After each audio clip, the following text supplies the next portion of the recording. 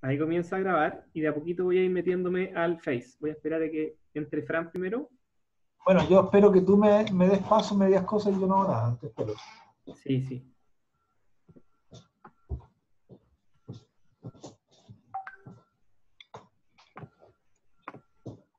No la veo.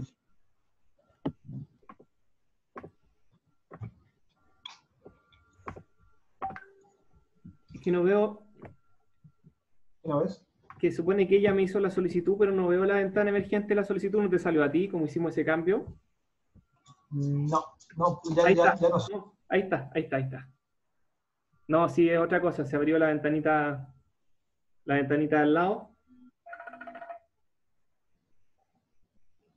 Faltó Pablo Embry. Voy a llamarlo al tiro para ver si va a ingresar. Ok.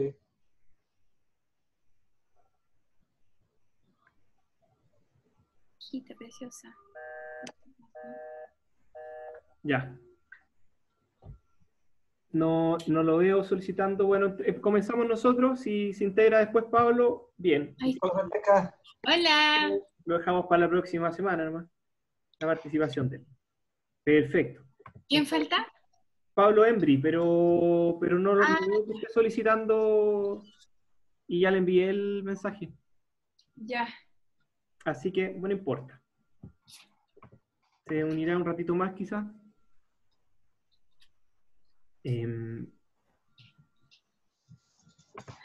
Vamos a iniciar la señal Facebook en un momento.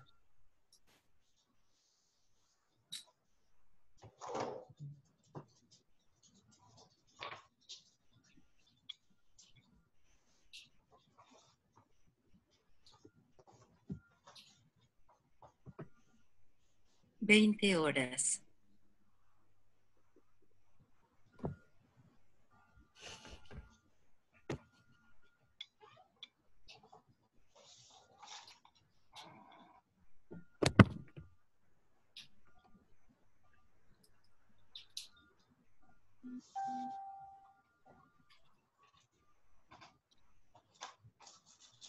Pedro Aznar comenzó una difusión, por si acaso. ¿Qué? Pedro Aznar comenzó una difusión en Facebook. Pedro Aznar. Sí, así que tenemos buena competencia.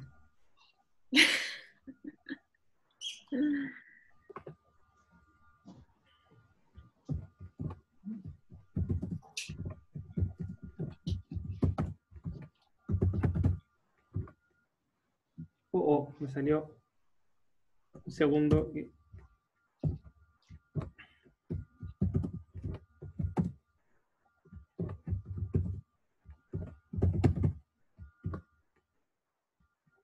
Estamos casi comenzando.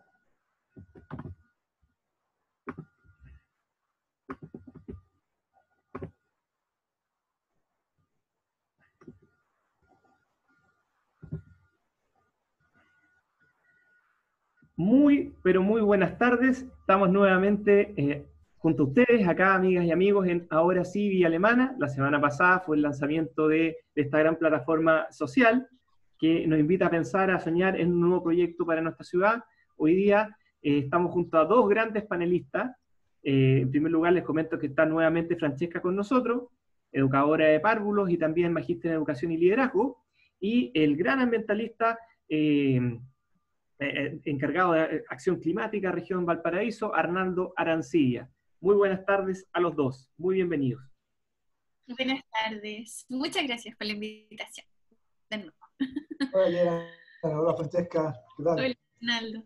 Bueno, vamos a comenzar con un gran tema que tiene que ver justamente con la causa ambiental que nos propone Arnaldo para el día de hoy. Me pidió que compartiera mi pantalla para mostrarles algunas gráficas. Denme un segundo.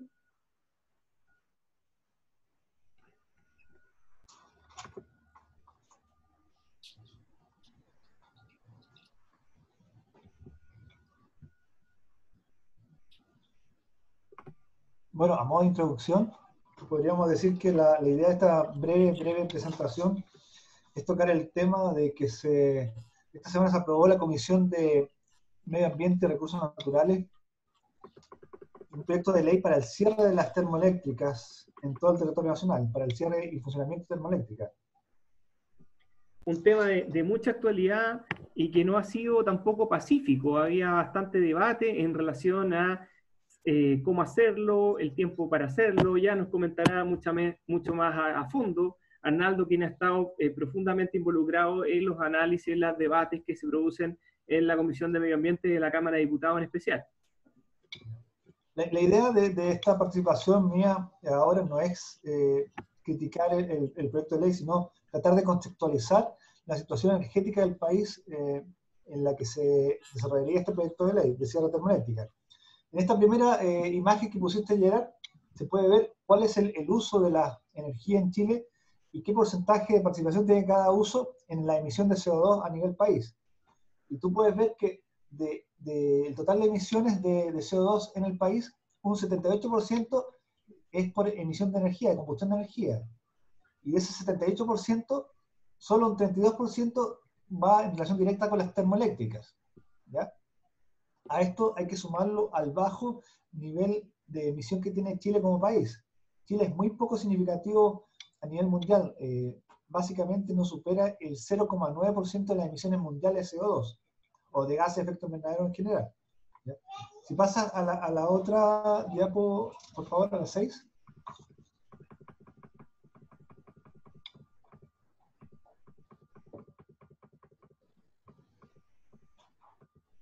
Aquí, la proyección de costos. En esta lo quería mostrar solamente para comparar dos cosas. Arriba a la izquierda se dice el gráfico carbón, y básicamente lo que te indica desde el 2014 al 2049 la proyección del precio de la tonelada de carbón, ya que se fija alrededor de los $80 por tonelada. En cambio, en la tercera columna, arriba, donde dice solar, fotovoltaica, se puede ver cómo desde el 2014 ha bajado drásticamente el costo de producir un kilowatt de energía, ¿ya? Bajo los $1.000.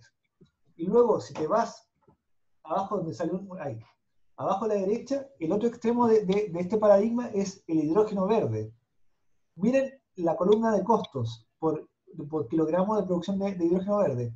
Estamos pensando que podríamos llegar hasta menos de $2 por kilogramo hacia el 2050, ¿ya? Si vamos de los $100, $80 del carbón, de los $1.000 o $2.000 de la fotovoltaica y vemos el hidrógeno verde, está claro cuál puede ser el camino para nosotros como país, ¿cierto? Ahora paso, por favor, a la... Sigue avanzando. Avanza.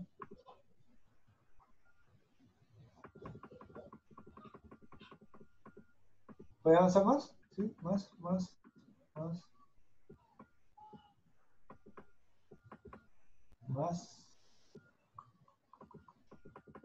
En esta, en la que viene, en esta. Ya. Bajo. Arriba.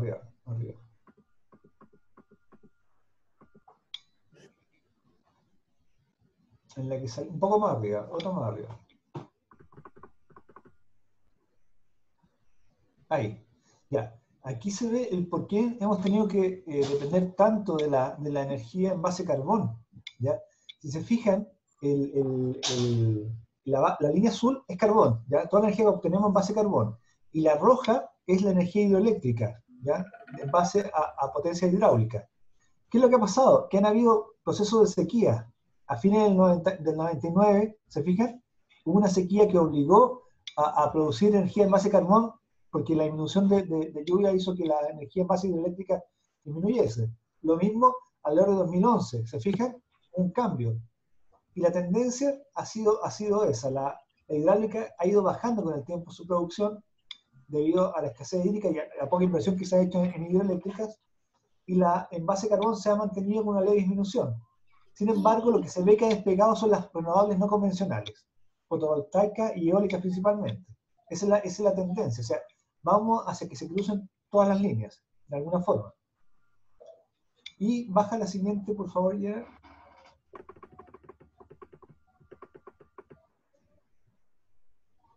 Esta. Ya. Esta es la distribución actual de centrales a carbón en Chile, ¿ya? Se dice que se han retirado 3 hasta la fecha y hay 25 centrales que se tenían pensado en hacer su retiro. Y se ve la distribución más o menos de ellos, que están agrupados en diferentes zonas bastante concentradas. Y ese ha sido el problema. Cómo se han instalado estas termoeléctricas. Desde, fíjense, la más antigua es del año, si no me equivoco, 64 me parece, Ventanas 1, en Puchuncaví. Y se han instalado donde ya había un asentamiento humano, pero en gran cantidad. ¿Esto por qué lo quiero terminar con esto? El problema de la demanda energética que hemos tenido al desarrollarnos como país, pero no ha ido con un buen ordenamiento territorial. Yo creo que aquí de esto tú puedes ya entrar a hablar bastante. El conflicto que tenemos hoy en día principalmente es porque no ha habido un ordenamiento territorial para el desarrollo de la energía en Chile y de los asentamientos humanos. Eso te quería comentar esta presentación, Gerard. ¿Puedes hablarla, por favor? Bueno, hay una pregunta que es de carácter más general y evidentemente puede que no podamos llegar al detalle porque no estaba previsto, pero pensando en nuestra provincia, Villa Alemana y las comunas aledañas, sobre todo Limache, ¿qué piensas tú respecto al proyecto Los Rulos? Mira, es que nos ponemos en la disyuntiva de las dos miradas. La mirada netamente ambientalista, que obviamente cualquier proyecto, cualquiera va a provocar un impacto ambiental, el que sea, y la otra mirada, el desarrollo de la población, de la economía, que demanda más fuente de energía. ¿Ya? La demanda energética va creciendo y la oferta energética tiene que ir acompañada. ¿Ya? No podemos dejar de lado un proyecto como Los Rulos sin tener una alternativa viable. A mí personalmente, obviamente no me interesa seguir apostando por las energías altamente contaminantes, pero hay que ser capaces como país de desarrollar una mirada de crecimiento sustentable y potenciar el desarrollo de energías renovables, no convencionales. ¿Cuál es el problema que tenemos ahora mismo? La gente dice, cerremos todas las termoeléctricas, ¿por qué esperar al 2040? ¿Por qué no lo hacemos ya? Y el problema ahora mismo es que no existe cantidad de proyectos suficientes para amortizar esa demanda energética que quedaría en el aire sin las termoeléctricas, y además, no solamente eso, no está instalada la red eléctrica que permita transmitir, porque gran parte de estas fuentes de energía renovables no convencionales están proyectadas en el norte del país, donde hay mayor radiación solar y un régimen de viento más continuo. Entonces, ¿cómo llevamos esa gran fuente de energía del norte hacia el centro y sur del país? ¿Ya? Las líneas de transmisión no están hechas, son proyectos que demoran muchos años. Se habla de que para hacer una interconexión efectiva de energías no renovables, no convencionales del norte hacia el centro-sur del país, pueden ser hasta 10 años en que se demore en ejecutarse el proyecto de transmisión. Entonces, ¿qué hacemos mientras? Esa es la pregunta. ¿Qué hacemos mientras? Perfecto, te agradezco mucho. Una visión distinta, un punto de vista diferente de observar. Desgraciadamente tenemos esta gran demanda creciente de energía y por otro lado los impactos ambientales adversos que puede producir una planta como esta en nuestra zona. Otro detalle que antes que terminemos ya con este punto es que las energías como la fotovoltaica, la eólica, generalmente tienen un régimen de producción diurno. ¿Ya? Y justamente nuestra demanda a veces aumenta en la tarde-noche. Entonces hay un problema ahí de cómo compensar esa baja oferta que habría de fotovoltaica y eólica para la noche. O sea, estaríamos también dependiendo de energía en base a carbón o diésel.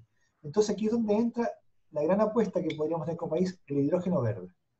Una fuente de energía limpia, absolutamente limpia, y completamente disponible a 24 horas del día. Perfecto.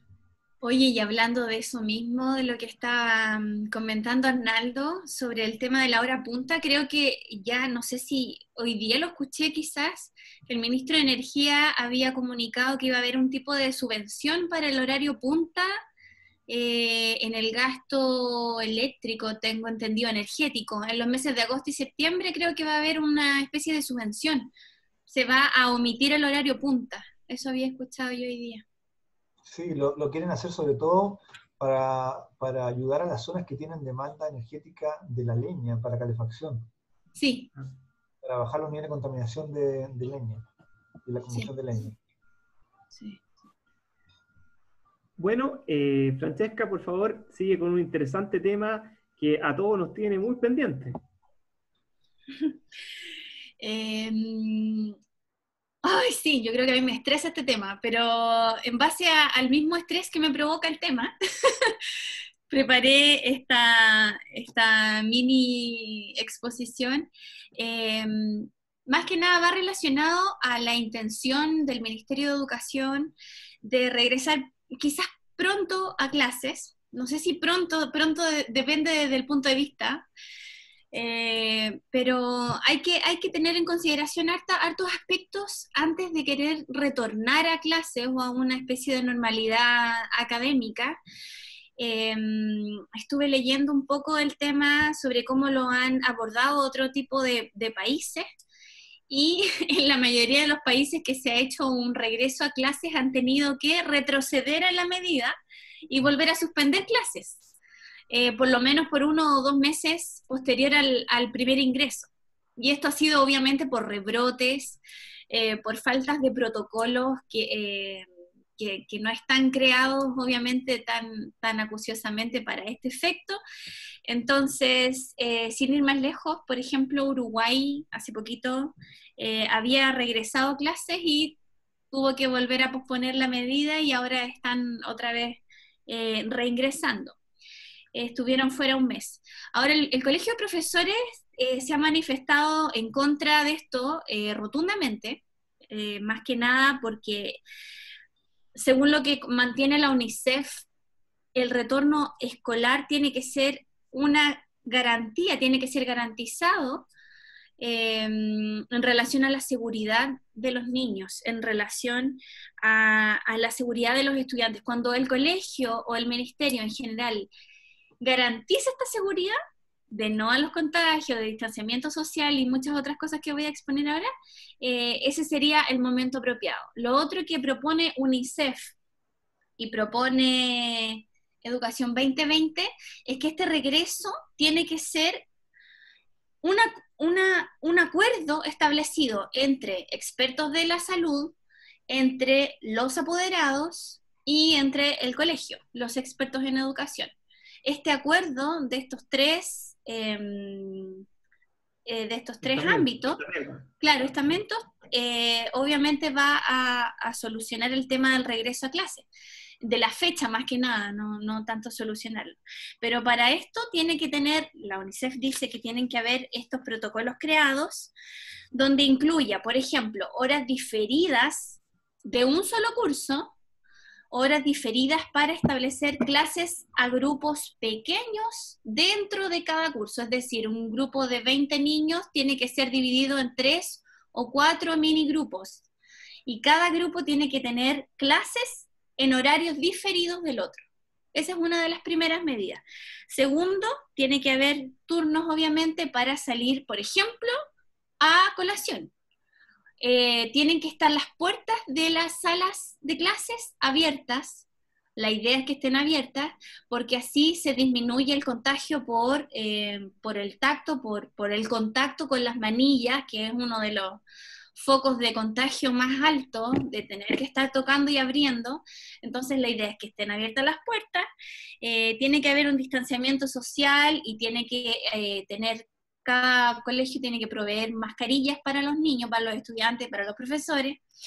Tienen que ser usados los espacios exteriores como sala de clase, preferentemente. Es decir, tenemos que regresar a clase cuando haya un mejor clima, y para esto podemos hacer clases fuera de la sala, ¿ya? Esa es la idea. O sea, eso es lo que se propone desde la UNICEF y desde Educación 2020, que son los que han estado manejando. Quiero hacer un pequeño paréntesis a ese respecto, porque Sí. nosotros en Chile estamos acostumbrados a tener casi 3 meses de vacaciones para los niños del colegio. Prácticamente todo diciembre, enero y febrero. Pero en otros países eso no es así. Por ejemplo, en Australia, los niños salen de vacaciones para Navidad, regresan a clases y tienen solamente un mes de vacaciones. Entonces, y eso, ¿qué es lo que pasa? Nosotros la distribución de semana, de hecho, tenemos muchas semanas, tenemos cerca, ¿cuántos son? 38 semanas, creo, si mal no recuerdo, el calendario académico anual, 38 semanas, lo cual son hartas semanas, pero las tenemos mal distribuidas. ¿Por qué? Porque tenemos muy pocas vacaciones en medio del calendario escolar, siendo que en otros países tienen muchas más vacaciones más frecuentes, pero las vacaciones de verano no son tan largas. Entonces, quizá esto es una buena oportunidad para un cambio de paradigma. Me parece, Gerard, que Nueva Zelanda no tiene más de 5 semanas continuas de clase, sin una de descanso. Sí, en Nueva Zelanda de hecho ya están en clase, ya regresaron. Y Alemania acaba de cerrar 2 colegios después de 5 días de haberlos abierto por el COVID. Sí, sí, eso es lo que usualmente sucede. Y es por la falta de protocolos que en el fondo se está proponiendo desde la UNICEF, desde estas organizaciones internacionales. Va a haber una nueva forma de relacionarse a nivel no solamente académico, sino que a nivel vincular, afectivo. Y para esto también tiene que haber protocolos creados. No estamos solamente hablando de prevención de riesgo, sino que además de eso, tiene que haber un acompañamiento a nivel del equipo de orientación de los colegios, porque va a haber una nueva forma de vincularse con el otro. Ya no va a poder existir este establecimiento de lazos afectivos y de demostraciones, sino que ahora va a haber una nueva situación emocional en la que se tienen que enfrentar los niños. Y lo otro es que también se propone un regreso a clases, bueno, esto es lo que propone Educación 2020, que me parece muy acertado. Es un modelo presencial, o sea, no, perdón, es un modelo híbrido de clases, es decir, presencial, pero también remoto. Entonces puede haber una mezcla, no necesariamente tienen que volver 100% presencial, sino que también puede haber una especie de disociación del contenido, y puede ser un poco remoto y otro porcentaje presencial, para hacerlo más paulatino el regreso y que no sea tan... Así como lo hacen en los diplomados, los magíster, que hacen estos sistemas blended combinados, en que, por ejemplo, van 3 o 4 días y después en 2 semanas más no van, y después de nuevo 3 o 4 días, y así. Y se podría, de esa manera, por ejemplo, tener una menor cantidad de niños en aula y al mismo tiempo realizar actividades que requieren o que se facilitan mucho de un modo presencial, como por ejemplo, es más difícil hacer disertaciones o una serie de otras cosas. Imagínate, por ejemplo, aunque se puede adaptar todo ahora con la tecnología, pero aún así no estamos todavía preparados, como tú decías en las otras conversaciones que hemos tenido, no estamos todavía preparados para enfrentar totalmente una educación totalmente virtual. Los currículums no estaban preparados, el diseño no estaba preparado, el diseño curricular. Entonces, evidentemente hay que buscar este puente, porque quizás, no sé, yo pienso que esto de la educación presencial es interesante porque nos permite justamente lo que tú decías, desarrollar mucho más el tema afectivo entre los niños, el verse, el tocarse, pero el riesgo de eso es súper grande. Y además que no es solamente el COVID, porque este riesgo pandémico es un riesgo que, por la cantidad de población que tenemos a nivel global, es muy probable que siga presentándose. O sea, en el futuro podemos tener otras enfermedades. Entonces, probablemente esto de aglomerarnos tanto, el juntarnos tanto, ya no va a ser tan habitual. Entonces hay que adaptar la educación, hay que adaptar las formas de esparcimiento, tanto la forma en que adquirimos productos, los malls, todas estas cosas, van a tener que transformarse. O sea, en el fondo el diseño urbano también se va a ver impactado por el hecho de que tenemos una pandemia y que probablemente tengamos otras más en el futuro. Oye, sí. Francesca, sobre lo que tú hablaste de los nuevos protocolos en los niños, en los colegios, yo no me imagino los niños, o sea, cómo se va a lograr que no pueden interactuar tocándose al jugar los niños. Y si se logra eso, ¿cómo va a cambiar las personalidades, el desarrollo de la personalidad de los niños a futuro? ¿Qué tipo de adultos vamos a desarrollar sin contacto físico? Sí, de hecho yo creo que eso es uno de los desafíos mayores, ahora enfocándonos como a la educación parvularia, donde los niños aprenden jugando y tocando desde su etapa de desarrollo netamente sensorial, kinestésica. Entonces, ¿cómo se hace esto de volver a reenseñar y a reeducar a niños eh, desde una perspectiva del no vínculo? O del no vincularse con objetos, con objetos concretos, con el otro, porque nosotras hacemos, yo soy educadora, entonces nosotras realizamos todo nuestro currículum en base a la experimentación sensorial. Entonces ahora incluso eso va a tener que ser modificado. Lo que nosotros, bueno, lo que yo he estado leyendo ahora hace poquito, lo primordial que vamos a tener que hacer es evitar el contagio. Eso ya es la prioridad a nivel preescolar. ¿Por qué? Porque los chiquititos, que bueno, los médicos han dicho que en los chicos no es tan alto el impacto en relación a la sintomatología, en relación a lo mejor a la gravedad del COVID, si es que le da un preescolar, que tiene muchísimas probabilidades de ser asintomático incluso y de superar la enfermedad rápidamente. Entonces, por ese lado, a lo mejor no habría tanta dificultad con que un preescolar regrese a clase, pero los preescolares son educados por adultos, por abuelitos, por personas que sí están en situación de riesgo. Entonces, aquí no es solamente, no se debe tomar solamente en cuenta que, claro, los niños tienen un nivel de recuperación muy rápida, muy alta, sino que también hay que pensar en la familia que está detrás de este preescolar. Y lo que tú decías en relación a qué tipo de personas se van a formar después de esta situación pandémica, es interesante porque ese es el mayor desafío de los profesores y de las familias. De qué manera volver a vincularse sin tocarse. En el fondo, así de reducido es el tema para un preescolar. Hay una encuesta en Educación 2020 que se hizo y hicieron esta encuesta a los estudiantes y su estado de ánimo, precisamente por esta misma temática. Y salió arrojado que el 63% extraña mucho a sus compañeros y quieren regresar a clase porque están aburridos. Esa es la perspectiva del estudiante, 63%. Y el otro 3% dicen que están felices en la casa, que no quieren regresar. Entonces, claramente los niños también tienen esta plasticidad neuronal que les permite regresar y sobreponerse a las dificultades. Y yo creo que tengo más fe en eso, en su capacidad de recuperación emocional. Pero el desafío grande va a estar ahora centrado en cómo el colegio provee de un protocolo que pueda facilitar que el niño logre todos los objetivos desde todas las aristas, como tú dices, desde el plano emocional, desde el plano social.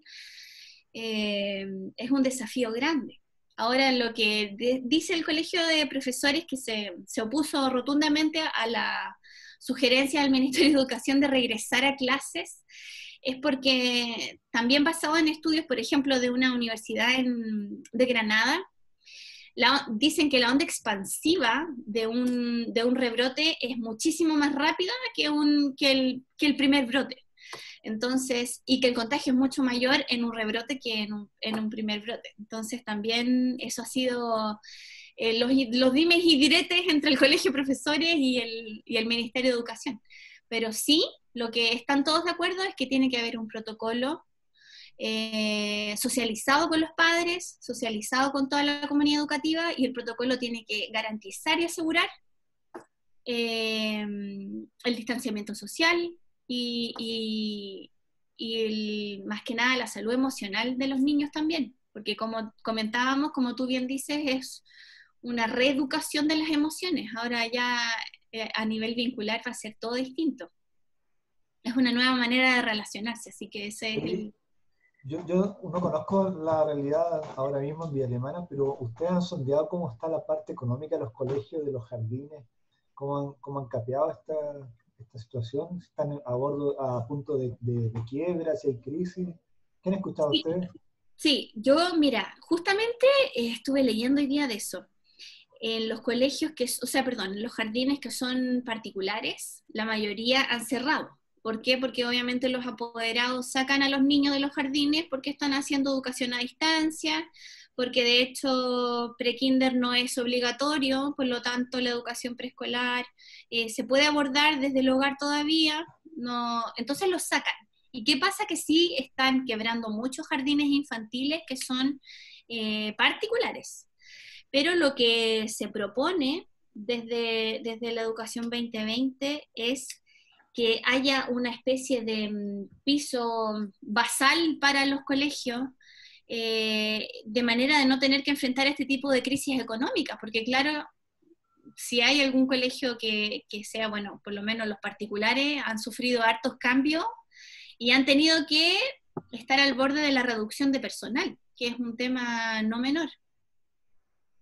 Bueno, hay que agregar que el problema que tienen los colegios que reciben la subvención del Estado es que ellos reciben la subvención en base a asistencia.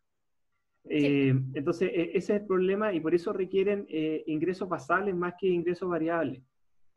Probablemente algunos podrían decir, bueno, entonces los colegios tendrían pocos incentivos para mantener a los niños yendo al colegio, pero si uno lo mira de una perspectiva más amplia, uno se da cuenta que finalmente lo importante que tiene que hacer el colegio es dar la provisión de la educación, entregar el servicio de la educación, y no podemos restar que hay otros actores, por ejemplo, en primer lugar, los padres, o en su caso los cuidadores de los menores, son los que tienen la obligación de que ellos vayan al colegio.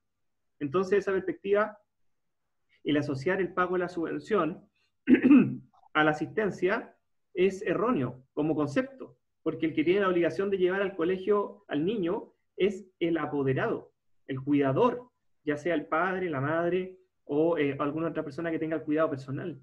No es el colegio que tiene que hacer el incentivo para ser atractivo para que el niño se digne ir al colegio, por decirlo de alguna manera.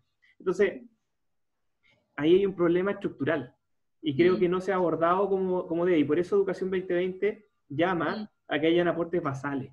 Y si uno viera aportes variables, los aportes variables deberían ir en función de las necesidades especiales que puedan tener los colegios. Niños en situación de discapacidad, niños vulnerables, en fin, la geografía del lugar, las necesidades de acercar a los niños a través de subsidios de transporte, etc. Esas son las variables que se tendrían que considerar. Pero desgraciadamente el Estado está con una mirada bastante del siglo pasado, por decirlo menos, y uno de los aspectos donde no hay modernización es esta. Bueno, y también sabemos que los colegios municipales que ahora están siendo traspasados, pero aún así existe una cierta lógica en cuanto a que no se asegura y no se pone el centro en la educación, sino en otro tipo de demandas que no están resueltas por parte de los profesores. Entiendo, pues si el profesor es un trabajador y tiene sus demandas legítimas, y eso yo lo comprendo perfectamente, pero por otro lado, el centro tiene que estar en el niño, el interés superior del niño. Entonces, ¿cómo podemos compatibilizar eso? Bueno, yo creo que se compatibiliza con un Estado que se preocupa de su profesor, de cuidarlo, y el profesor, ya despreocupado de los aspectos laborales que tiene resuelto, se preocupa 100% en la educación del niño. Y también hay otros aspectos que no hemos conversado en otras ocasiones, que la carga administrativa que tienen los docentes es muy alta. Entonces se dedican a llenar papeles, burocracia, en vez de preocuparse de lo más importante, que es la relación con el alumno. Antiguamente, digamos, la relación en el aula, y actualmente el aula virtual. Eso tiene que ser el centro del quehacer del profesor. Bueno, no solamente el aula virtual y la relación con el alumno, sino también con el apoderado, la comunidad en general, más que aspectos administrativos que han consumido la energía durante mucho tiempo de los profesores, y está ligado incluso a mecanismos de evaluación. O sea, se evalúa más cómo saben llenar un portafolio que cómo hacen una clase. Entonces, eso es insólito, y yo creo que eso ha llevado a una decadencia de la educación pública, y la ha hecho muy poco atractiva, y el que puede migra de la educación pública a la educación privada, cuando en los países desarrollados es al revés. El centro está en la educación pública. O sea, en muchos de ellos, por ejemplo, los países europeos, los colegios públicos son los de mejor calidad, y ahí es donde buscan entrar los alumnos. En algunos incluso no existe la educación privada, pero eso es un tema marginal, en casi todos existe como alternativa a lo menos. A mí me tocó conocer muy profundamente la educación suiza, y en la educación suiza tú encuentras los hijos de los obreros con gente millonaria en el mismo colegio. Imagínate eso, cómo enriquece a la sociedad como un todo, cómo genera cohesión social, ese encuentro de unos con otros, cómo se encuentra una común igualdad que sirve de base al desarrollo. Bueno, esa es una reflexión muy general que va mucho más allá de lo que estábamos analizando, pero creo que de alguna manera está relacionado. Voy a comentar un tema que creo que es insoslayable si vamos a hablar de Vía Alemana, y creo que es lo que ha conmovido al país completo hace más de una semana. Quisiera escuchar su opinión. Nosotros, en particular, con Arnaldo, sobre todo, hemos tenido mucho contacto y seguimiento, ya sea virtual, a través de los grupos de WhatsApp, etcétera, porque tenemos amigos que son bomberos, tenemos una amiga que ha trabajado en la ley de extraviados, y trabajó intensamente esta semana para encontrar a Ámbar. Entonces, bueno, ¿qué opinan ustedes de lo que ha sucedido, esto que ha azotado tan profundamente a nuestra amada comuna de Villa Alemana?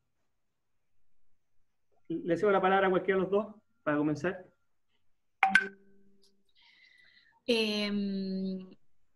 Yo creo que, a ver, es súper difícil tener una opinión que no sea la que ha invadido y ha llenado, yo creo que no solo la prensa, sino que las redes sociales. Es esta sensación como de desprotección a la infancia. Bueno, el lema quizás en general es: aquí fallamos todos. No falló solamente la policía, no falló un estamento del Sename solamente, no falló solamente la familia, sino que falló desde el vecino que la vio llorando ese día hasta todos los estamentos que están asociados a la protección de la infancia. Pienso que, como tú dices, en relación a los temas administrativos, a la burocracia, quizás esa es una de las principales piedras de tope para que esta protección de la infancia no se haga de manera inmediata y no sea más efectiva. Es muy poco efectiva, es muy poco, ¿cómo te dijera? Es poco acertada. Se tienen que esperar que se cumplan muchos plazos para ir en ayuda de alguien. Esta persona, esta niña, Ámbar, había tenido una situación de abuso denunciado, creo que el año 2008, si no me equivoco. 2008, por ahí, o 2018, no, 2008. No, 2018 debe haber sido quizás, porque sí. Ella tenía 16 años, y creo que ya, 2018, abusaba a los 14, creo. Sí. Sí, ya, eso fue. Entonces ella ya había interpuesto esta constancia, esta demanda por abuso. ¿Qué pasó? Que no pasó nada, no pasó absolutamente nada. La niña siguió viviendo en una casa que era de una persona externa a la familia. El papá había pedido en 2 ocasiones la tuición de su hija, todavía estaba en proceso. Entonces creo que, más que tener una opinión sobre el tema, que creo que es la que tenemos todos, es qué es lo que se puede hacer como desafío a futuro. No puede ser que haya más protección quizás del imputado que a la víctima o a la familia de la víctima. La red de protección que tiene que haber o que se tiene que levantar alrededor de la infancia debería ser muchísimo mayor que en las otras etapas, aunque suene una aberración lo que estoy diciendo. No. Pero pienso que la infancia no se puede defender por sí sola. Nosotros sí nos podemos defender por nosotros mismos. Suena imposible, porque ante estas personas que ya están completamente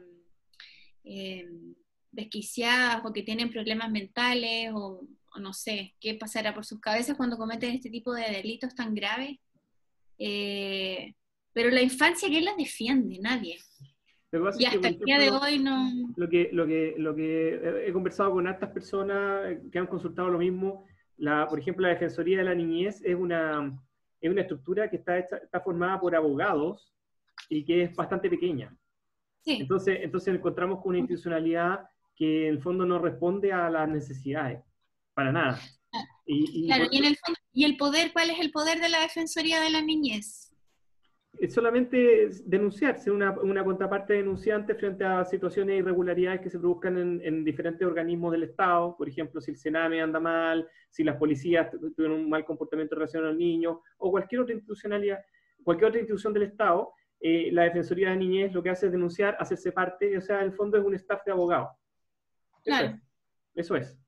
Entonces, yo creo que es completamente insuficiente, pero lo que me llama más la atención en todo esto es que aquí ha estado involucrado el Tribunal de Familia, porque como tú dices, no solamente está el tema de la denuncia de abuso sexual, sino que también está determinada una tuición, había un cuidado personal determinado, había una pensión alimenticia, y entonces, ¿cómo no se preocupó nunca un juez de quién eran los integrantes de esa familia? ¿Quiénes estaban en ese hogar?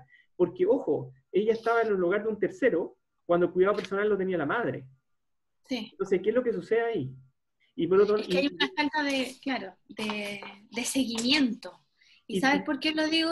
Perdona que te interrumpa, yo conozco el caso de una chica, una pequeña, que voy a omitir su nombre obviamente para protegerla precisamente, que estuvo siendo parte de una familia de acogida, llegó a una casa de acogida donde le pudieron proveer de educación, alimentación, sin ir más lejos, vínculos también afectivos. Estaba muy bien cuidada por esta familia de acogida. Pasaron creo que los 6 meses que corresponden en colegio privado. En colegio privado, con todas las oportunidades que tenía. Pasaron los 6 meses correspondientes a esta primera etapa. La solicitó su familia anterior, que era una tía, creo, y la niña tuvo que volver a la familia anterior, después de haber tenido un salto enorme. Donde había sido encontrada en un patio, con los animales, sucia, la bañaban manguereándola en el patio, y a esa familia volvió y dejó una casa, un departamento en una zona acomodada de Viña del Mar, estando en colegio privado, o sea, en el fondo la habían dejado, y más encima esa familia de acogida había manifestado la voluntad de continuar. Claro, claro. Entonces, ¿qué pasó? Que hay un eslabón ahí que está desenfocado completamente. Si la niña estaba en condiciones paupérrimas cuando la encontraron, para lo cual la destinaron a esta familia de acogida, entonces, ¿cuál es el propósito de devolverla a su antigua casa? Y claro, porque obviamente las familias y los familiares cercanos, las personas que son consanguíneas, tienen mayor autoridad, como por así decirlo, que una persona externa. Entonces la devolvieron a su casa y ahora, bueno, últimamente tuvo otras tragedias en su familia asociada. Pero a eso voy yo un poco. O sea, no hay defensoría de la infancia, no hay una correlación entre el propósito, entre el objetivo, que es la protección de los niños, y lo que está pasando en concreto.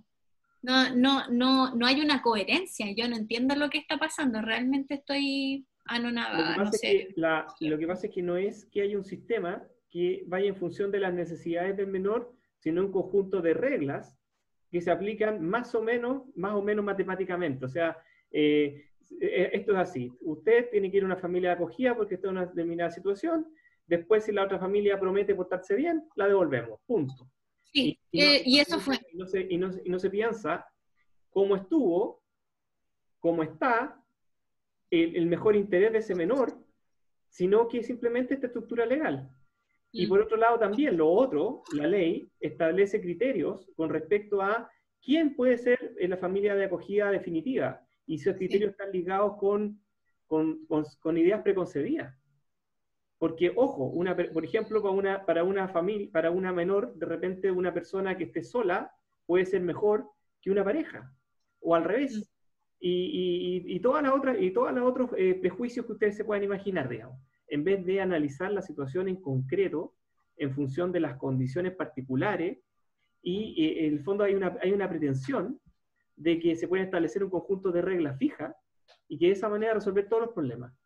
Cuando lo importante es el buen criterio, que es lo mismo que falló en este caso, porque también en este caso se produjo esta libertad condicional de esta persona, que fue el asesino, que había cumplido menos de la mitad de una condena, había cumplido solamente 11 años de condena, y cuando sale libertad condicional, ya, correcto, ya, supongamos que hubiese estado todo bien, sale libertad condicional, bueno, ¿y qué pasa después?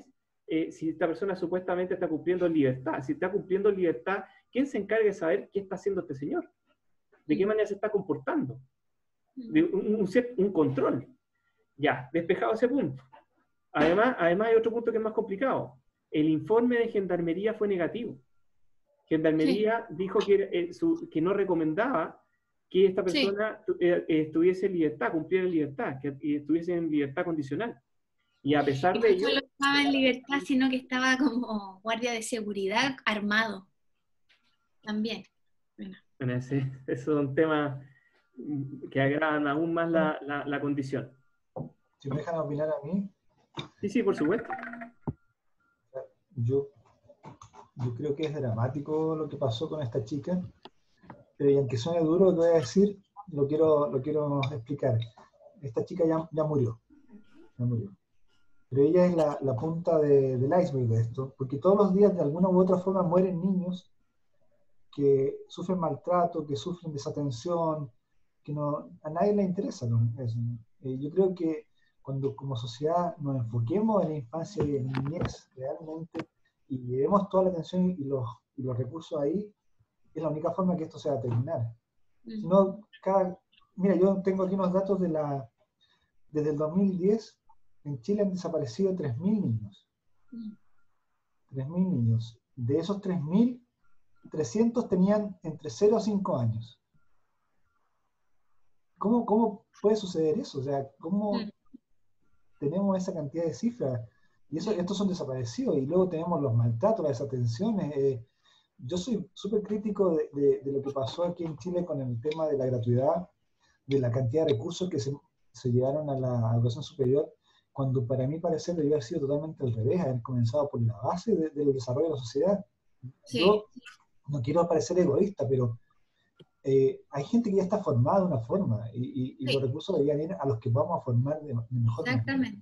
Luego, si estamos mejor, por supuesto, seguimos subiendo la escala apoyando a la gente, pero lo principal siempre debería ser enfocar a la niñez. Sí. Y hay una parte en el tema de esto que usted habla, de estudiar la familia, de la familia acogida. El punto aquí debe ser nunca separar a niños de su familia, nunca, pero esto trabajando, potenciando las debilidades que tiene esa familia.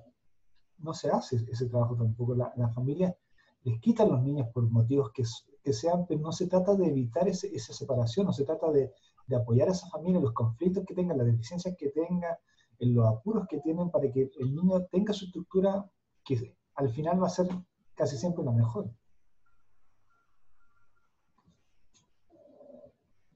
Bueno, es un tema que evidentemente, como habíamos comentado antes, no sé, a mi juicio, tiene que ser abordado desde la particularidad. Lo mejor para un niño es estar en condiciones donde tanto de lo material como lo afectivo estén reunidos. Material, afectivo, espiritual, un todo. El caso que comentamos hace un rato se refería a un niño que había sido manguereado en el patio, que había sido abandonado a estar con los animales, y en esa circunstancia fue retirado de una casa, y evidentemente no era un asunto económico nada más, sino era un tema de un abandono. Hay de todo, pero imagínate también los casos de los hermanos, de las familias con hermanos que son separados. Es que el foco tiene que ser eso, tratar de buscar de que cuando vayan a una familia de acogida, vayan juntos. Es lo primero. O sea, si se puede hacer eso, es ideal. Pero que lo importante no es ser obstinado en cuanto a mantener en base a un solo criterio, y hay que ser lo más flexible. Lo importante, el centro tiene que ser el menor, el niño. Lo más importante, porque muchas veces la perspectiva, yo veo una perspectiva equivocada cuando analizamos esto de la perspectiva de los derechos de los padres. El derecho es esencialmente el niño a ser cuidado, a ser amado, a ser protegido. De hecho, así lo establecen todas las convenciones internacionales. El centro está en los menores. Y de hecho, el caso de Ámbar y el caso de esta otra niña que no voy a mencionar el nombre, también es así, o sea, en el sentido de que se privilegian de alguna forma se facilita el análisis con criterios bien básicos, en que no hay un análisis de riesgos psicosociales profundo en cuanto a cuál es el entorno en que se ubica este menor, cuáles son sus posibilidades de desarrollo y en definitiva, considerar que esté en un entorno que no se vulneren sus derechos. Y eso es lo fundamental, la no vulneración de los derechos. Mira, te voy a dar otro enfoque, otra arista, yo creo, de esto. Yo he sabido de madres que han tenido la separación de sus hijos, han caído en cename o casi lo han hecho, porque han tenido que andar con lactantes o infantes porque no han tenido plaza en los jardines infantiles, no hay cupo. Entonces se ven obligadas a salir a trabajar a la calle con sus niños por no tener dónde dejar a sus hijos. Y viene la autoridad y obviamente ve que esa no es la mejor situación para el menor y comienza todo lo que ya sabemos que sucede. Entonces hay un montón de aristas en esto que están desatendidas, que no se ven y terminamos en lo más dramático que es Ámbar. Sí, yo creo que ahí tiene que activar el criterio a lo mejor de la institución que va a hacer este tipo de mejoramiento en la condición o en la situación actual de los niños. Por ejemplo, en este caso que conversábamos, claro, la niña había sido encontrada viviendo con los perros en la casa de los perritos, con su papá y mamá viviendo dentro de la casa. Entonces, claro, yo estoy de acuerdo contigo con lo que tú dices, que en relación a intentar como mantener el núcleo familiar o el bienestar común de este núcleo, la idea es proveerle a los papás lo que les falta, ¿no? Es como ayudarlos y potenciarlos y tratar de aminorar las debilidades y en el fondo fortalecer todas las destrezas que tengan como familia. Pero también estoy de acuerdo con lo que dice Gerard, porque el bien mayor debería ser el niño que está en la palestra. O sea, el principio de bienestar es el más importante que se debe cumplir primero. Después vienen los otros. Después viene el principio de la unidad, el principio de educación, el principio, etcétera. Todos los principios asociados. Pero el de bienestar es el primero. Entonces, yo creo que ahí tendría que activar el tema del criterio, pero eso es lo que nos falta a nosotros como sociedad, partiendo por eso. Por eso tenemos Antonias y Ámbar, lamentablemente. Sí, es dramático y nos damos cuenta que como sociedad hemos fallado. También otro dato importante, resulta que en este caso la búsqueda se activó relativamente rápido, producto de circunstancias quizás bastante particulares.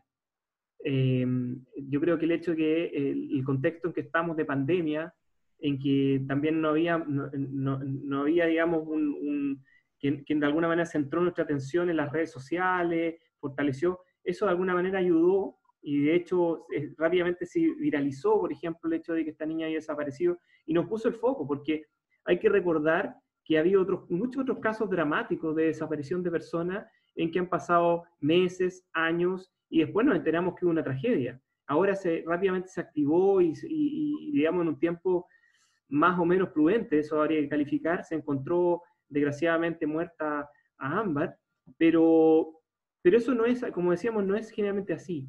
Y eso se debe, entre otros factores, a que el número de policías. O sea, si consideramos que, por ejemplo, en Villa Alemana hay un carabinero cada 1000 habitantes, entonces, y eso considera, ese carabinero es para el tránsito, es para, qué sé yo, temas de violencia, temas de crimen, narcotráfico, no sé, lo que se le ocurra. Entonces, evidentemente ahí nos encontramos con una grave falencia, la cantidad de policías. Después otro aspecto, o sea, si encontramos si encontramos la cantidad de personas que desaparecen en el país y la respuesta que existe en la cantidad de tiempo que son encontradas, nos damos cuenta que hace falta un protocolo, hace falta una manera de coordinar los grupos de emergencia, los equipos, y bueno, y ahí es donde nosotros hemos visto que se ha ido estancando en el tiempo. Ya lleva más de 2 años en el Congreso la ley de extraviados, y no hemos avanzado en la materia sustancialmente. Tengo entendido que en este momento está en su segundo trámite legislativo en el Senado. Y bueno, tenemos esas dos dificultades.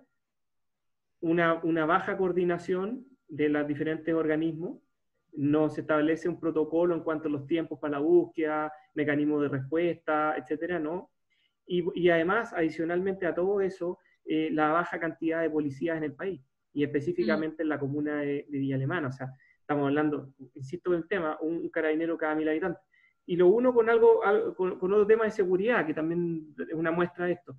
¿Cómo es posible que puedan asaltar la caja de compensación Los Andes, que está en la calle Valparaíso, a algo así como 2 cuadras del cuartel de Carabineros? O sea, ¿cómo es posible? O sea, uno diría, es una gran osadía. Yo creo que no, porque sencillamente no hay un despliegue policial. Y además, por ejemplo, otro aspecto que uno podría decir, cómo se vincula la ciudad, la comuna, con las personas, en cuanto a hacer una primera capa de seguridad.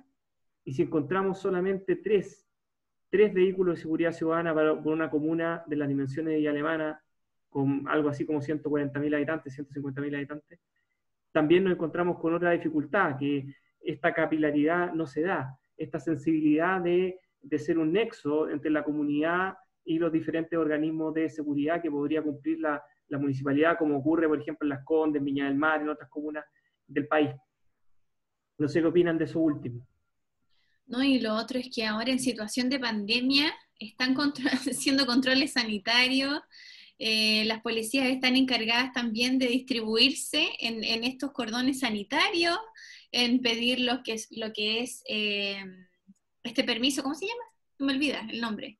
El permiso para... bueno, hay varios tipos de permiso temporal.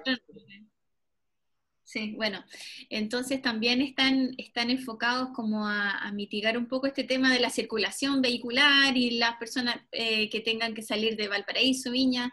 Entonces también están redistribuidos las policías en otras tareas, en otros objetivos. El tema del hallazgo lamentable de Ámbar también pasó por la ayuda anónima de muchos bomberos que trabajaron en la búsqueda.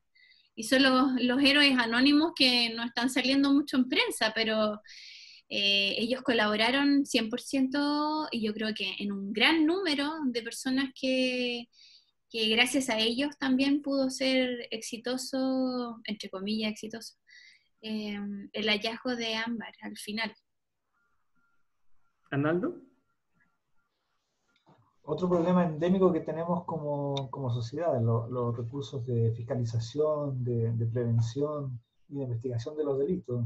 Es muy poca la cantidad de policías que tenemos, obvio que es muy poco, pero también es importante señalar el respeto que tiene la gente hacia la policía ahora, y la limitancia que tiene la policía a responder. O sea, ¿se imagina usted una pareja de carabineros justamente patrullando por la caja de compensación y se encuentran con estos ladrones y hay un enfrentamiento, empiezan a disparar los ladrones? ¿Ustedes creen que la policía va a sacar el arma para responder el ataque ahí a ellos o entre el público? Entonces hay todo un tema que es complejo también, cuando la policía no actúa mal y cuando actúa mal también. Es cuando te dicen palos por bogar y palos por no bogar. Sí. Ese es el otro análisis también que hay que hacer, cómo apoyamos a la policía. Bueno, temas muy, muy complejos, muy entretenidos. Ya nos agotamos la hora de programa. Les agradezco mucho a estos excelentes panelistas la participación. Y bueno, invito a todas ustedes, amigas y amigos, a que nos encontremos el próximo domingo a eso de las 20 horas para conversar nuevamente en Ahora sí, Villa Alemana, el semanario. Bueno, que estén muy bien. Muy buenas noches. Gracias, Gerard. Adiós, Francesca. Chao, gracias por la invitación.